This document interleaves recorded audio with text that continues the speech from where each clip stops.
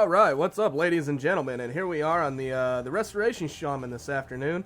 We're going to be taking a look into the abilities, the talents, the artifact itself, both skins and abilities, and we're going to look into some of the gameplay, which is a little more dynamic than usual, no general rotation, and we'll look into a little bit of where the healing's actually coming from. So let's go ahead and take a look. So we're going to go ahead and start this off with the abilities, guys, and the first thing you're going to end up seeing here is Ancestral Spirit. This is still going to be your res, works exactly the same as on live.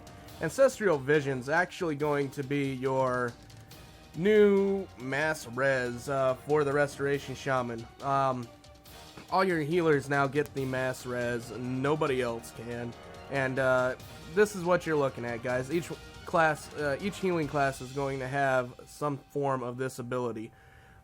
Ascendance is a talent now. We'll go over that later. Astral Recall. This is just an additional Hearthstone for you. Shaman have had this for a long time.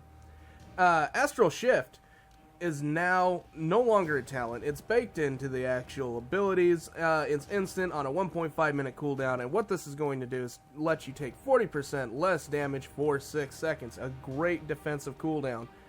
Bloodlust is Bloodlust, guys. Increases your haste by 40% for all party or raid members for 40 seconds. But it gives you Sated, which only allows you to do it once every 10 minutes.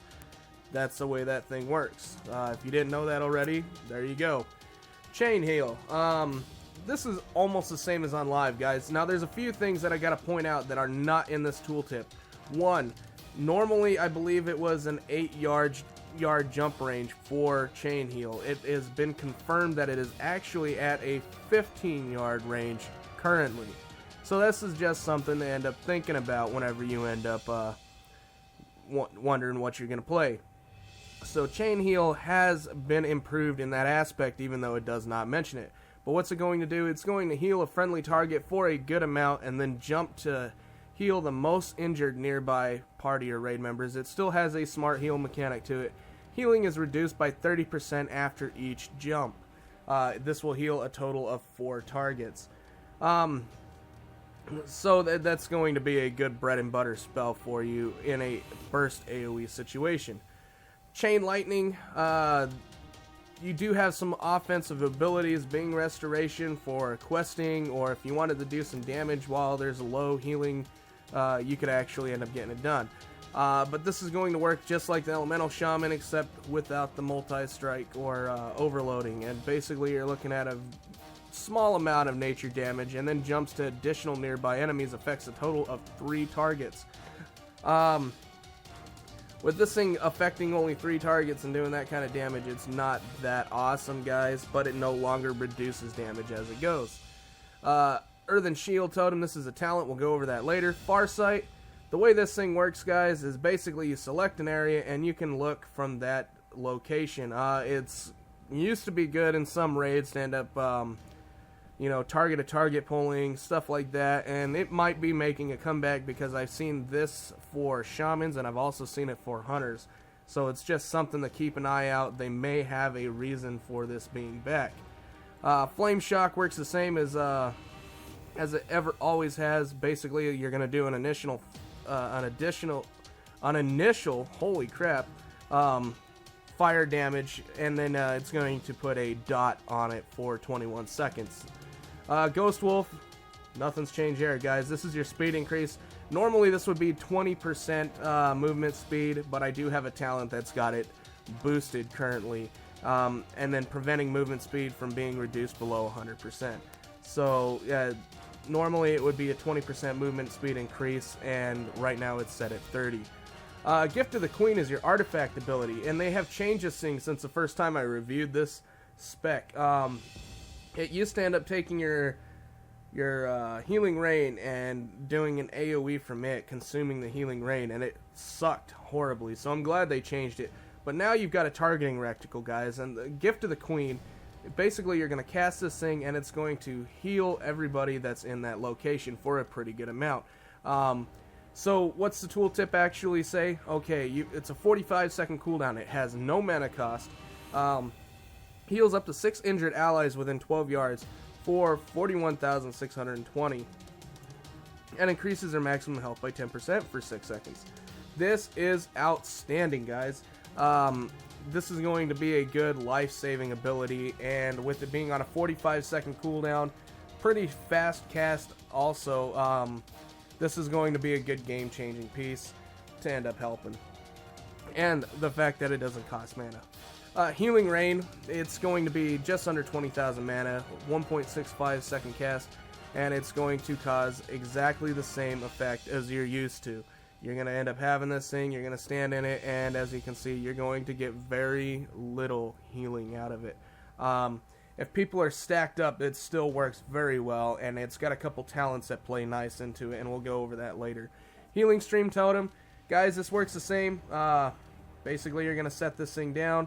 Alright, it's got a 30-second recharge time, and you've got ways of increasing this, but as you can see, it's going to just casually heal people around here. It does have a chance to crit.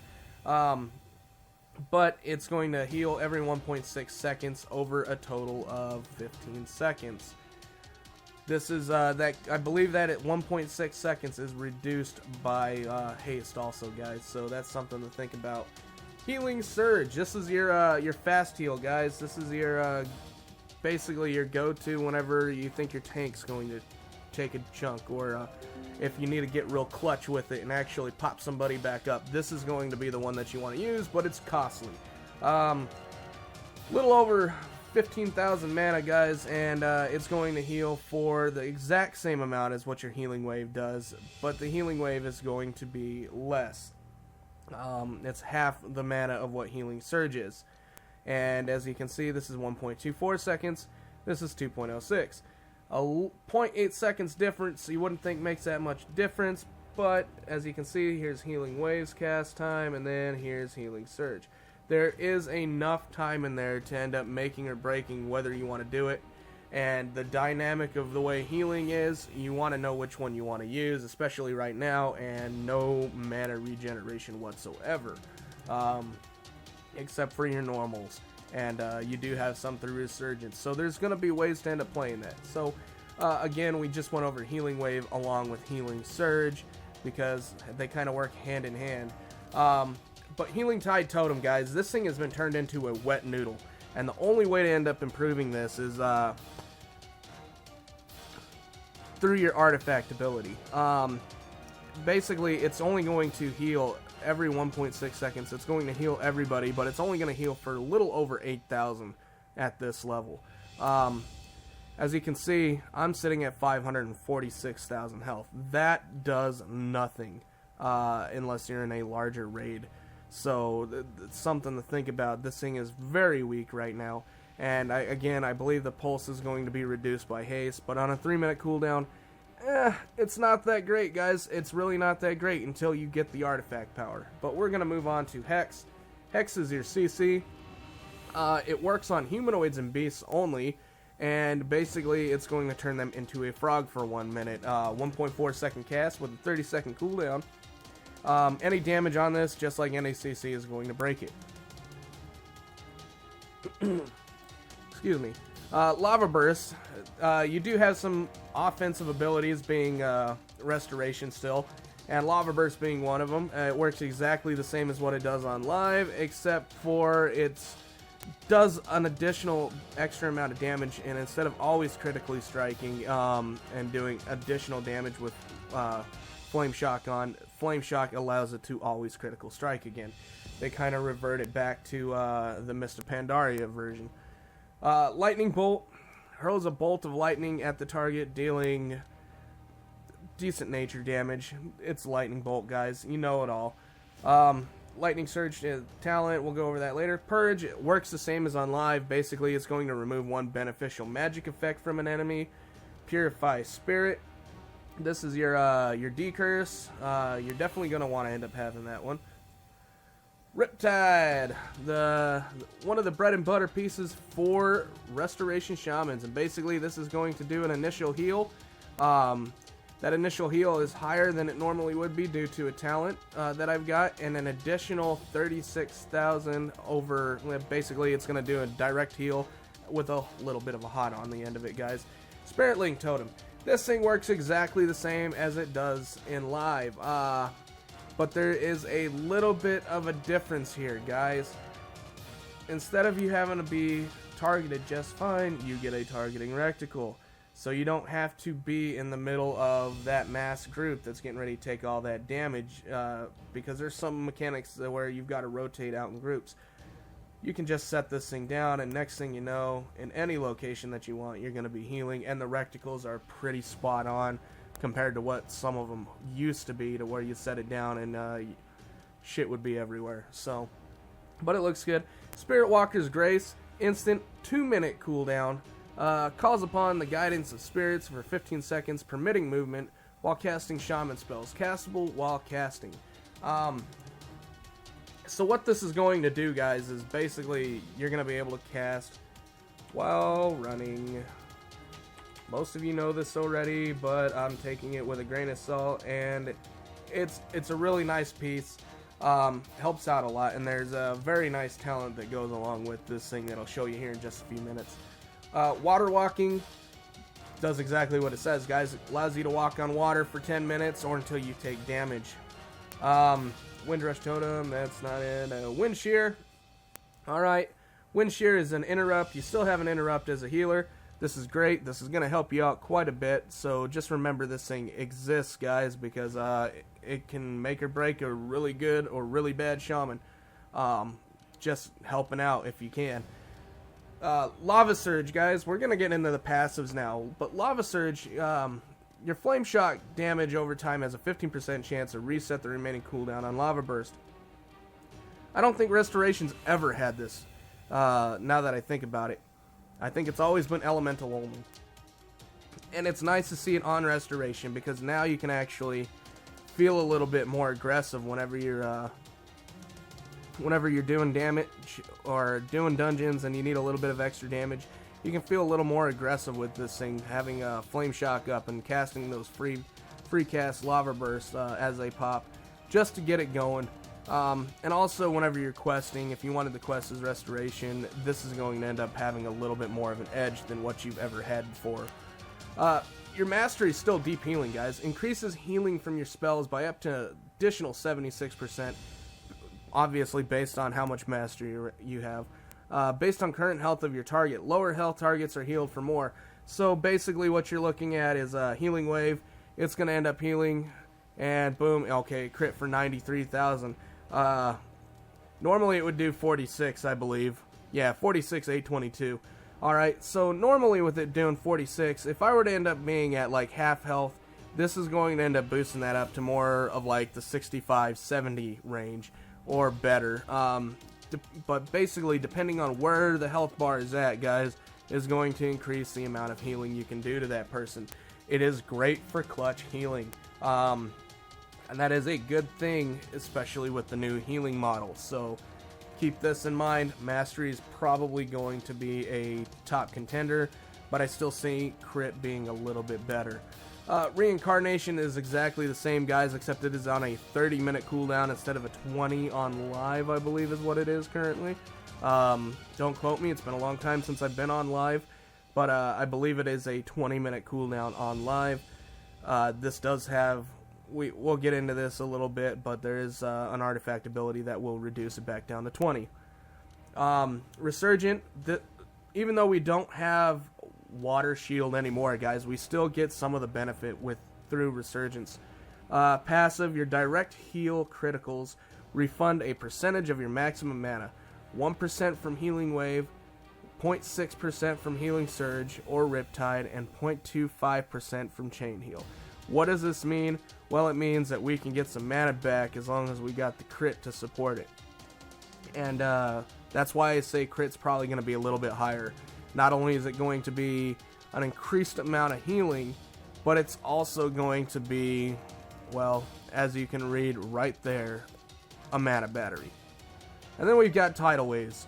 Passive, casting Chain Heal or Riptide reduces the cast time of your next healing wave by 20% or increases the critical effect chance of your next healing surge by 30%.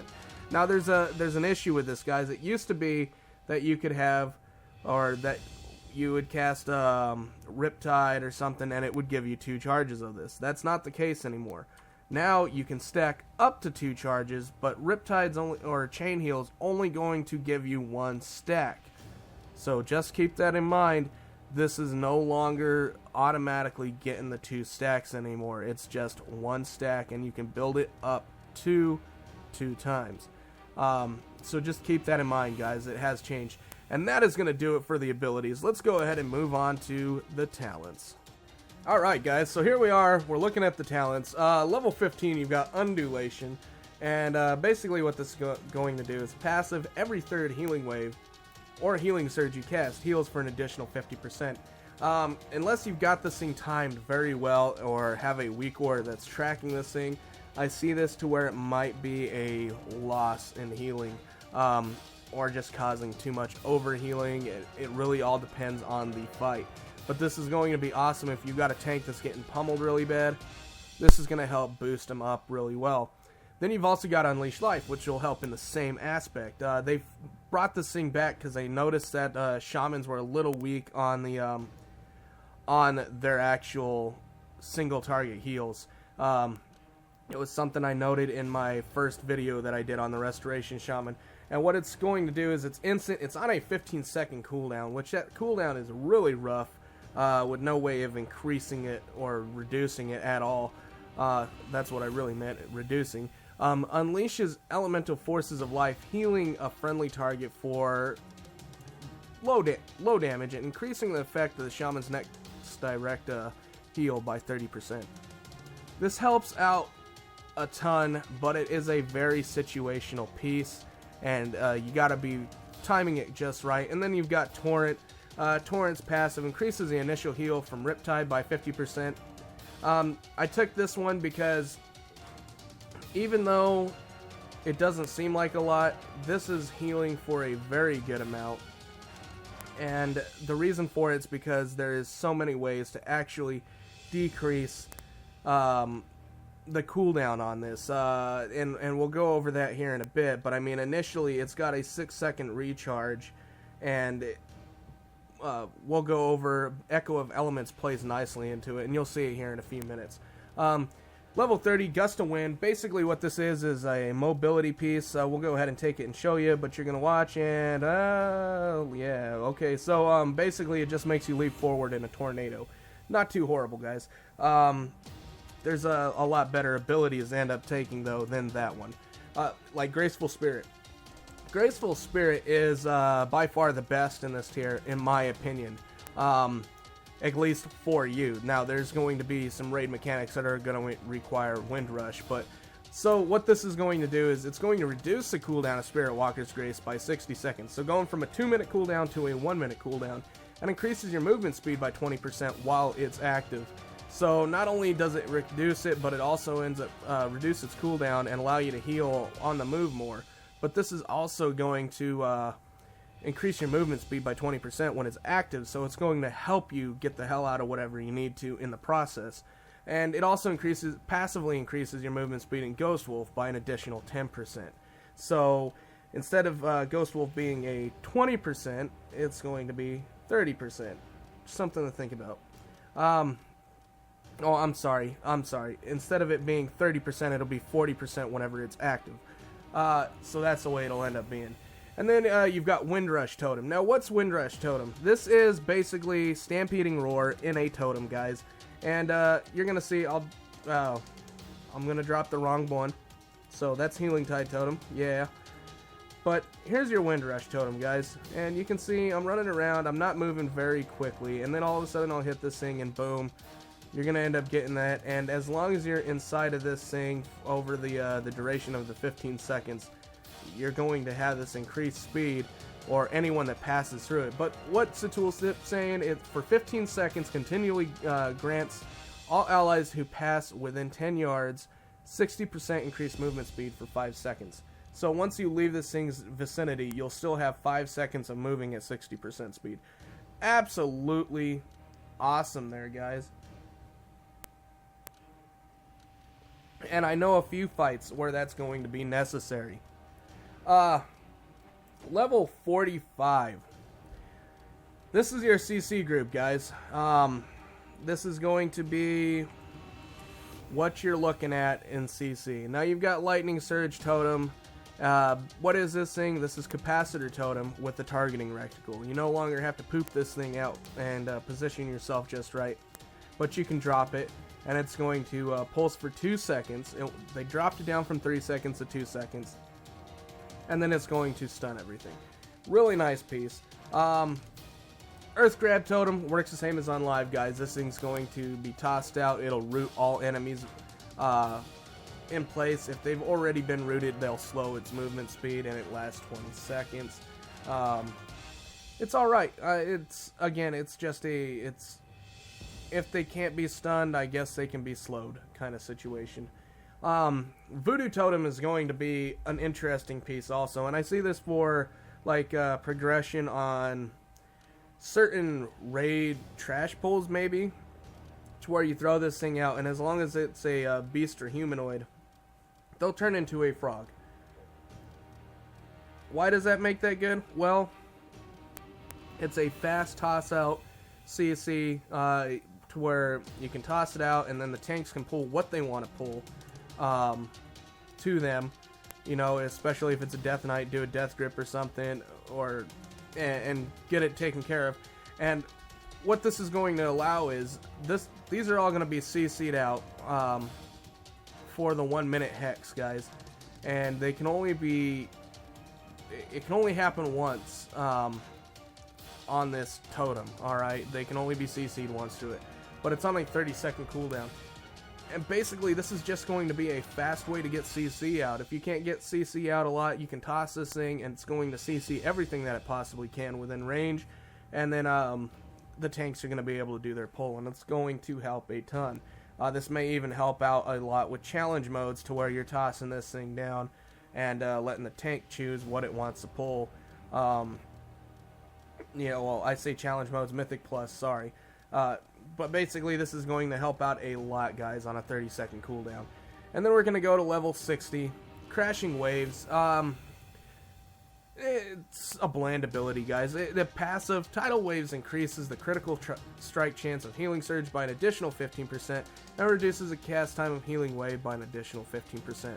So, as you end up using your Tidal Waves, this is just going to give an improved 15% benefit to either the crit chance of Healing Surge or the speed of Healing Wave.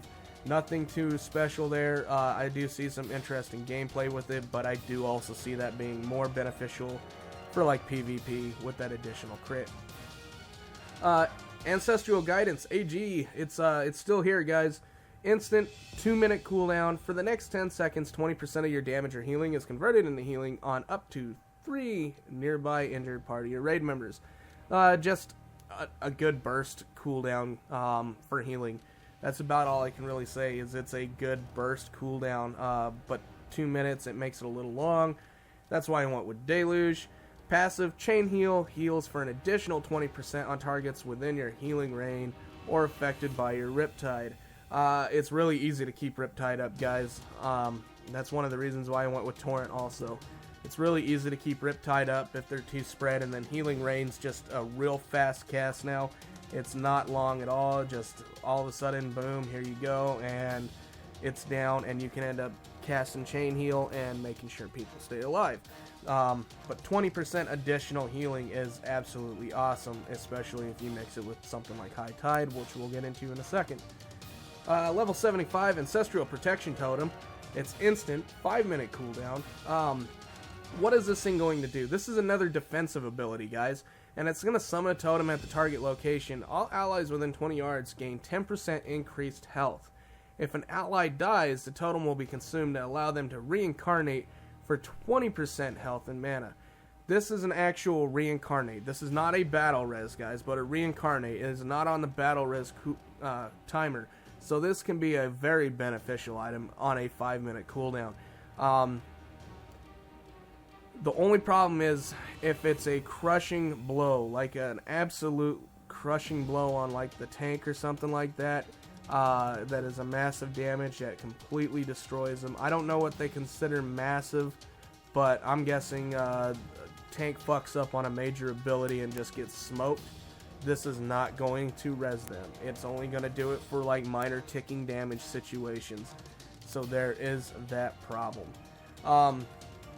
Earthen Shield Totem. This is a nice one, guys. And basically what this is going to do is put a totem down with the same amount of health as what you've got. 546,000, 546,000. And what it's going to do is it's going to put a shield on each person and absorb whoever's in there. It's going to absorb X amount of damage from each attack until A, the totem expires from damage, or B, it expires from time.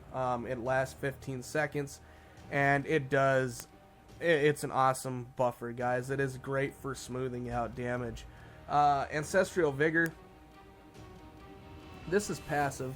This is return, guys, but it's not as good as it used to be. Targets you heal with Healing Wave, Healing Surge, Chain Heal, or Riptide's Initial Heal gain 10% increased health for 10 seconds. That could be a definite saver in some situations. Now, what does this mean? Well, it used to be that you'd be able to keep healing and it would keep increasing the amount of health that the person has to smooth out the blow. Well, they got rid of that model and it's just a solid 10%. And this can help out in certain situations. Like I said, if you got a tank that's got 5 million health, 10% is going to be a good chunk of health, guys, to end up helping out on damage. So if you've got a tank heal, or you're doing if you've got some really hard hitting abilities, like it's really crunching down really well, this might be the way to end up going, as to where this is going to be smoothing out more of a ticking lower damage with it only being 10,000 damage each attack. So this one here, though, this is going to buffer larger spiky damage more than likely. Level 90, Bottomless Depths. Passive. Resurgence always triggers when you heal a target below 60% health. This thing is cool if you're having trouble with mana. I would definitely end up suggesting it, like if it's a heavy AoE fight and you've got to use a lot of chain heal, you'll want to end up using this thing, just because if they're under 60%, you're automatically getting a mana refund, guys. So if you do have issues with mana, or if you feel like there's too much spikiness going on and they're constantly dropping under, then this may be the talent to go for to keep your mana under control. Cloudburst Totem. It works basically the same, guys, except it's got a little bit of a difference. But we'll go ahead and read through this. Summons a totem at your feet for 15 seconds that collects power from all of your healing spells. When the totem expires or dies, the stored power is released, healing all injured allies within 40 yards for 30% of all healing done while it was active, divided evenly among targets. Casting this spell a second time recalls the totem and releases the healing. That last part is what's changed. You can actually click this thing and control when you burst the damage. Now it says, the other thing too that I'm kind of interested on with this is it says it takes all the healing done while it was active. I'm not sure if that's just you or if that's everybody that it's got. If it's everybody, this thing might be a little on the OP side, but I haven't been able to test it in a raid situation with another healer to see if it improves. So this will be something to think about whenever it comes live, because raid testings, I think it's kind of on the done side currently. So we're going to move on to Echo of Elements. I took this just for the 5-man side of it. And also Riptide. Riptide does a lot. And I wanted to mention this. It's passive. Riptide, Healing Stream Totem, and Lava Burst now have 2 charges. Awesome. Healing Stream Totem and Riptide both having 2 charges. That is great. Other effects that reset their remaining cooldown will instead grant 1 charge. Okay? In addition, when you cast Healing Wave, Healing Surge, Riptide, or Chain Heal, you have a 15% chance to generate a charge of Riptide. This is why I was saying Torrent just seems to overtake. Because this seems to proc a lot more than you would expect. And basically you can just Riptide your life away. Do some really awesome healing. So there is that, and we're going to move on to level 100. Ascendance, I hate the fact that this thing is a talent. I miss my lovely cooldown. That's why you see that I still have it. Basically, it's going to still transform you into the Water Ascendant for 15 seconds and causes all healing you deal to be duplicated and distributed evenly among all nearby enemies, or all nearby allies. This thing is amazing. It's an amazing talent for 3 minutes, guys. The AoE healing that you can get off of this, I had situations to where no matter what I did, I could not get these people healed up, and then I'd pop Ascendants, and then next thing you know, they were all capped. It was absolutely insane how much healing you can get out of here, and that's the whole reason why it's still on my bars as of right now. And then you've got Wellspring. Wellspring creates a surge of water that flows forward, healing all friendly targets in a wide arc. So we'll just kind of give you an idea here. We'll take Wellspring. Now this thing is 30,000 mana, alright? This 30,000 mana. That is a shit ton of mana, guys. And it doesn't heal for a whole hell of a lot. It does have a chance to crit, but we'll go ahead and let's toss this thing out so you can see it. And that is it, and you can see it healed for very little.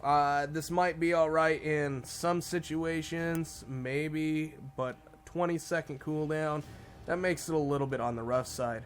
And then our last one, if I were to end up going with an AoE situation, more like constant damage instead of a huge burst situation, this is going to obviously be for burst, but for a heavy ticking situation I would go with High Tide, and then it would be passive. Chain Heal bounces to 1 additional target, and its fall off with each bounce is reduced by half.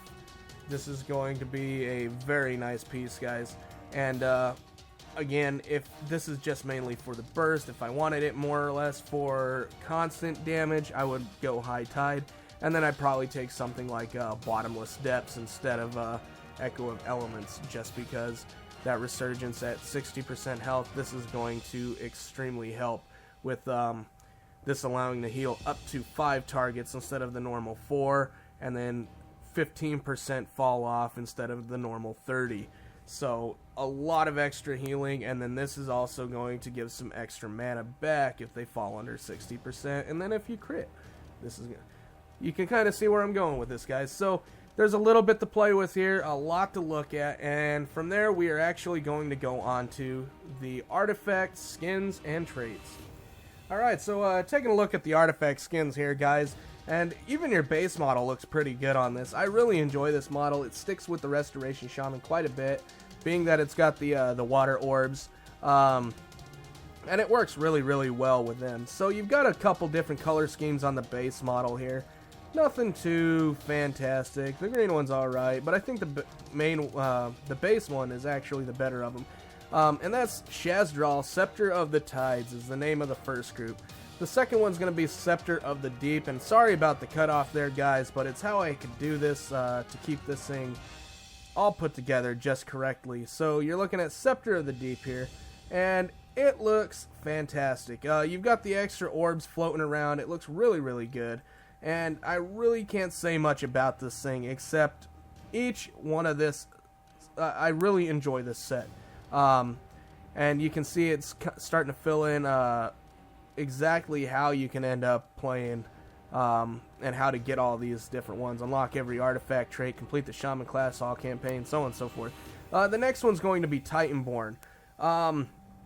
So this is going to be a lot more Ulduar-ish, to where it, well, Titan-ish, I should say, and you can see how it spreads apart, and it's got the lightning going, and it's really an interesting piece, but it opens and closes that way, guys. Not too bad. I still enjoy the Scepter of the Deep one a little bit better. I kind of enjoy that whole look to it. But as you can see, this has a pretty decent look. And then the last ones are going to be the PvP set. So Totem Bearer, guys. This is very Tauren-ish. I think on a Tauren this is going to look really good with the horns and the bones. But I currently... It's good. I enjoy it, but I think there's better PvP artifact skins out there than what this one is. It looks good, but that's just my opinion, but I really do enjoy this set. And we're going to go ahead and move on to the actual traits now, guys.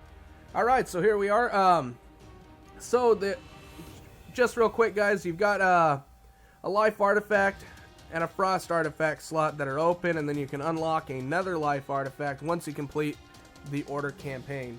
So just keep that in mind. This will unlock later after you've gone through and played Garrison Bitch for a while.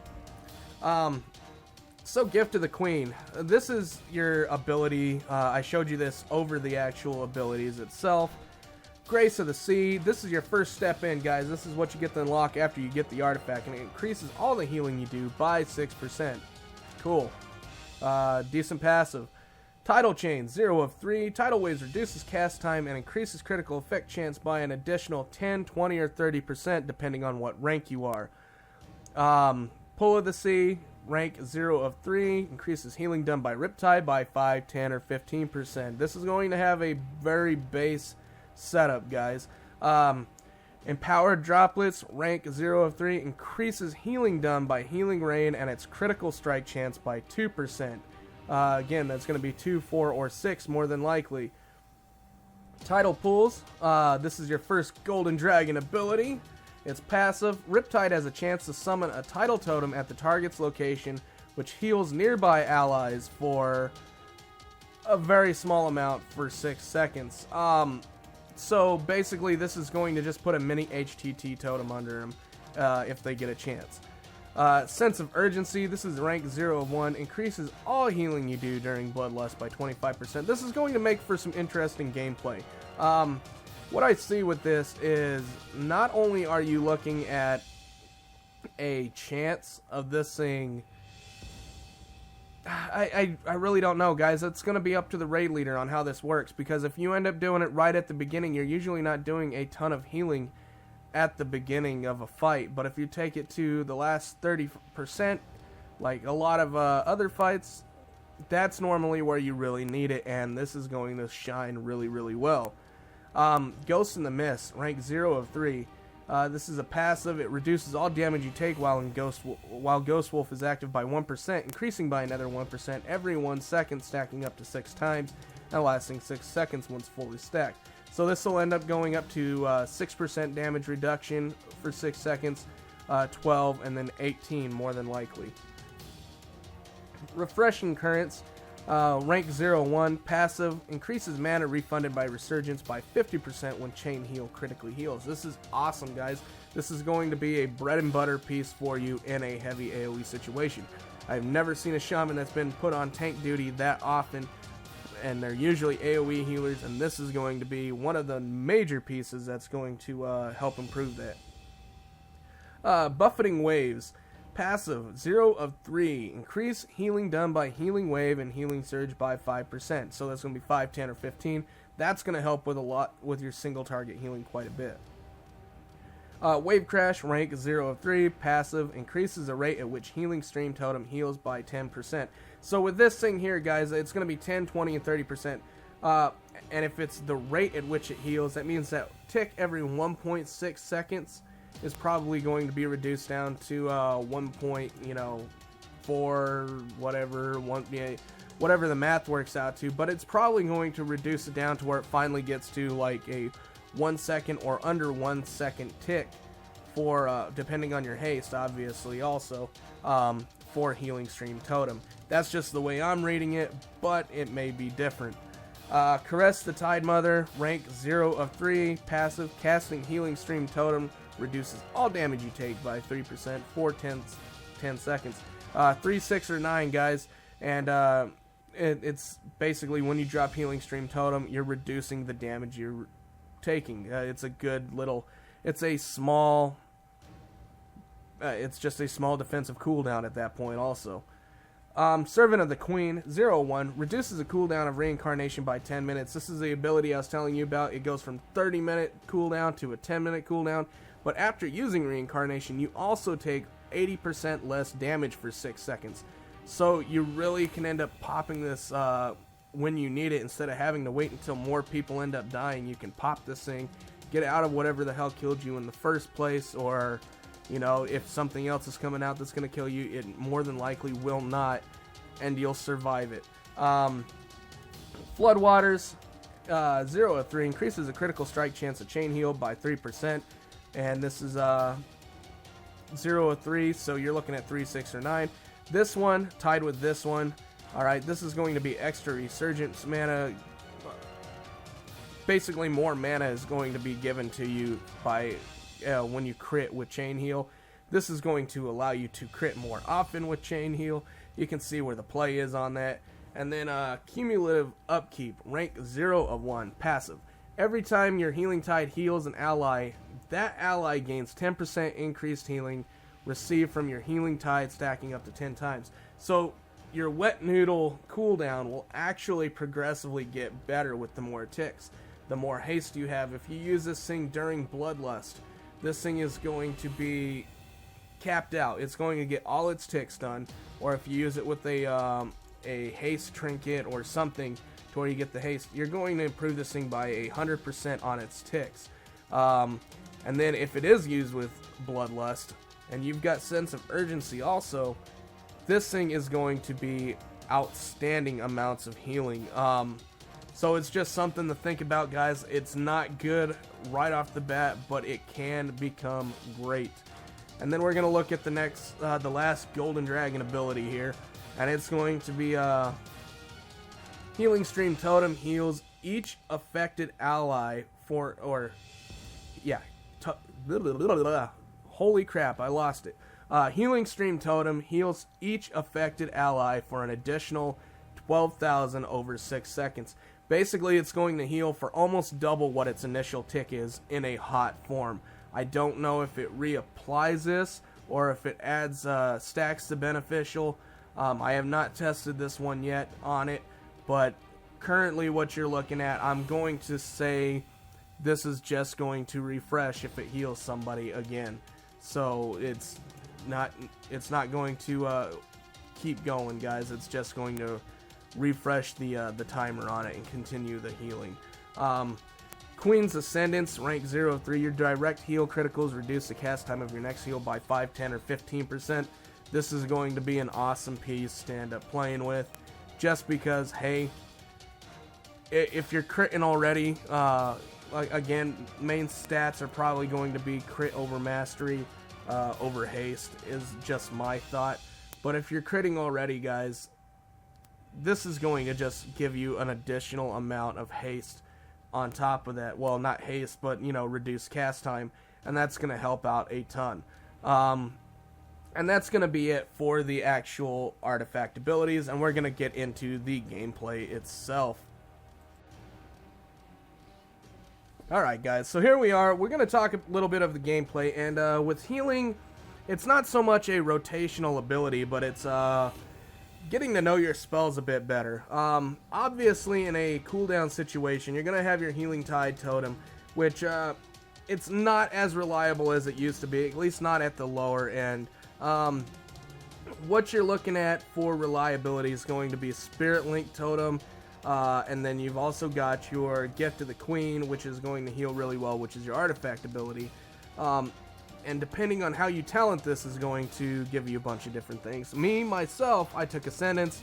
That is, it's got a lot of clutch to it. It's going to end up helping save the entire group if need be. But it is on a very long cooldown of 3 minutes, so you do want to work well. So what are we looking at here? Okay, so not a lot of damage is going out scenario-wise. If you're going to end up using anything, you're going to want to use Healing Wave. And just kind of keep this thing casting. The ABCs of casters, it doesn't really apply to healers as much unless there's damage. But you do usually always want to be casting. That's the ABCs, guys. The main thing about it, though, is you've got to know your abilities. You've got Healing Surge, which is going to be a fast pump-up ability. What I've noticed so far is Healing Wave works great for the people not taking a lot of direct damage, which is going to be everybody but your tank. They're going to take a little bit of AoE. Healing Wave works good for just touching them and bringing them up. On the tank, though, if they are taking a good amount of damage, don't be scared to use Healing Surge, even though it's a little more, it's a little less efficient to use it. It's better than letting your tank die. So make sure that you know that you've got that. Riptide is strong right now, and it feels strong as long as you're spec'd into it. You can end up casting this thing, and at a very, very low mana cost, which, mind you, its mana cost is less than what Healing Wave is. So, at a very low mana cost, if you're getting the procs off on this thing and you're getting the extras to pop up, you can just use this thing to end up doing a ton of spot healing, and you're gaining tidal waves each time you end up doing it, which is reducing the cast time of your Healing Wave or increasing the crit of your Healing Surge. So your main thing that you want to focus on is making sure that you're using Riptide correctly, and you're also taking care of your tidal waves, which you don't want to ever overcap them if you can avoid it. With you've got 2 stacks that you can build up to, and it works out really nice, guys. Healing Stream Totem to me felt very weak currently. It'll probably improve through the artifact power as we just went over. But the thing about Healing Stream Totem is you can actually, if you spec'd into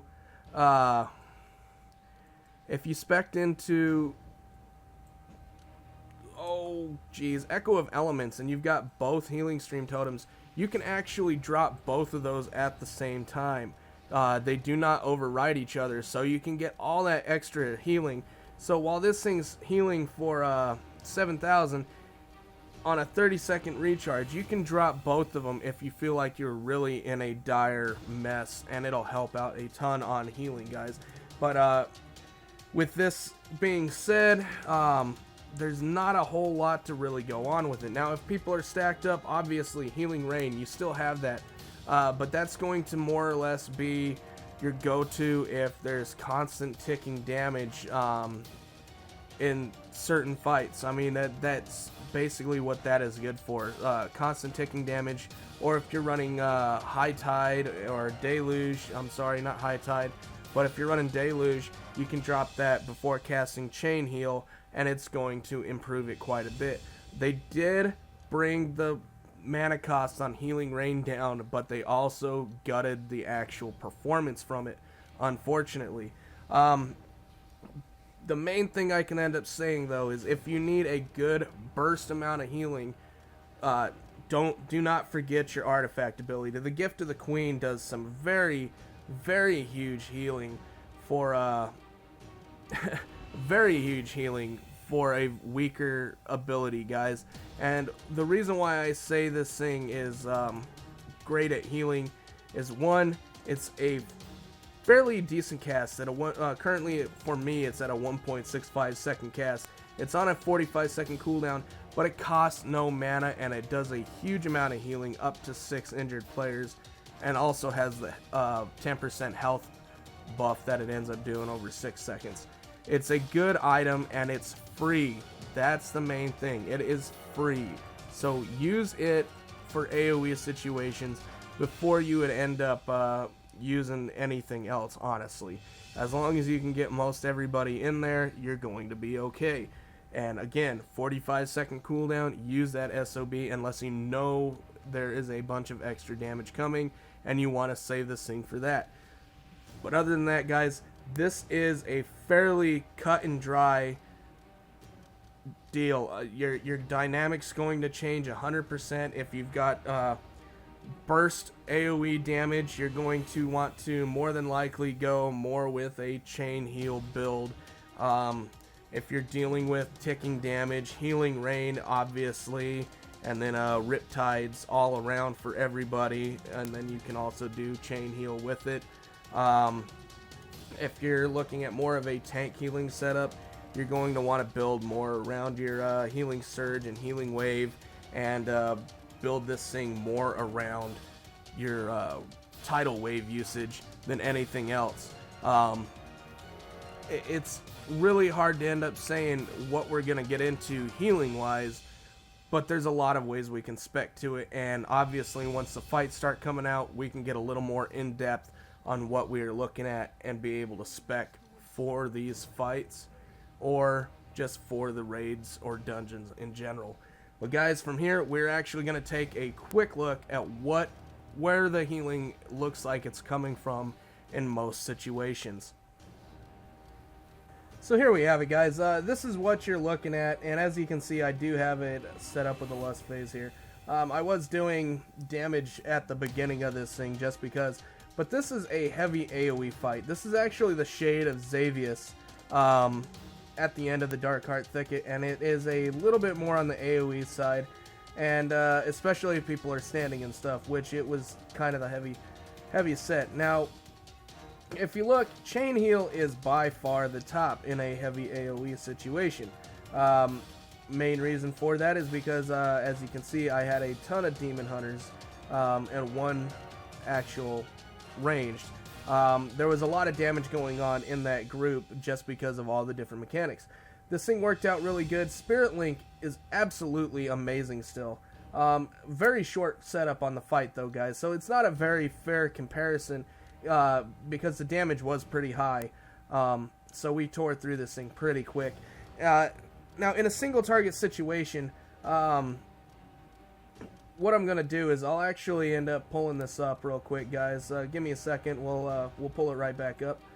But Archdruid Gladius was a little more on the single target. Now, this is what you can see single target here, and as you can see, Unleash Life really doesn't do much in the way of healing. I was testing it out also. Healing Wave, though, is the top, and then you've got Chain Heal underneath it. This thing just really takes off, guys. I mean, it doesn't seem like a whole hell of a lot, but really, Riptide, I mean, this is the initial heal. This is, you know, you're hot afterwards. The initial heal will be much higher if you're using Torrent, which it's a good obvious piece that you're going to want to end up doing, is using Torrent in this situation. Healing Surge works, but again, this is your inefficient. This was whenever I thought I was going to lose the tank, guys. It's fallen underneath actually, so let's see if we can. But you can see there was also a spot where the Shadow Priest, the Shadow Priest took most of my healing surges because I thought I was going to lose them. Should only really be used in a clutch situation, as to where healing Wave itself, top of my heals, and it was on the tank. So again, guys, this is a single target setup. We showed you the other setup with the AoE situation, and Chain Heal just dominates. So again, I hope you enjoyed this vid, guys. If you did, go ahead and throw it a like and subscribe, but we are going to call it here. And as always, thanks for watching.